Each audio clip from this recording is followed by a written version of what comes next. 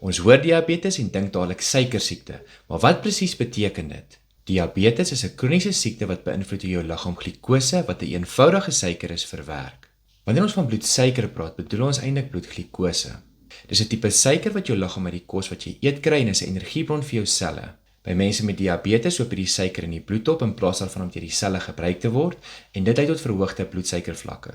Jou liggaam sukkel dan om 'n balans te handhaaf wanneer daar te veel suiker in jou bloed is. Hoë bloedsuiker kan oor tyd begin om jou bloedvate te beskadig wat bloedsirkulasie belemmer en weefsel en organe van noodsaaklike voedingsstowwe en suurstof ontneem. Dit verhoog jou risiko's tot ernstige komplikasies soos hartsiektes, nierprobleme en blindheid.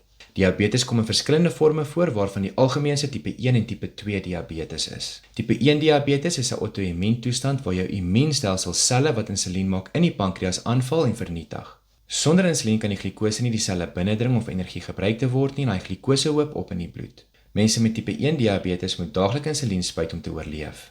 Tipe 2 diabetes ontwikkel oor tyd en word dikwels veroorsaak deur leefstylfaktore soos 'n swak dieet en 'n gebrek aan oefening.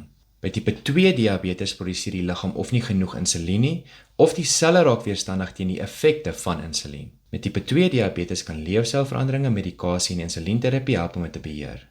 Om diabetes te verstaan is noodsaaklik vir die bestuur van die toestand en om komplikasies op kort en langtermyn te voorkom.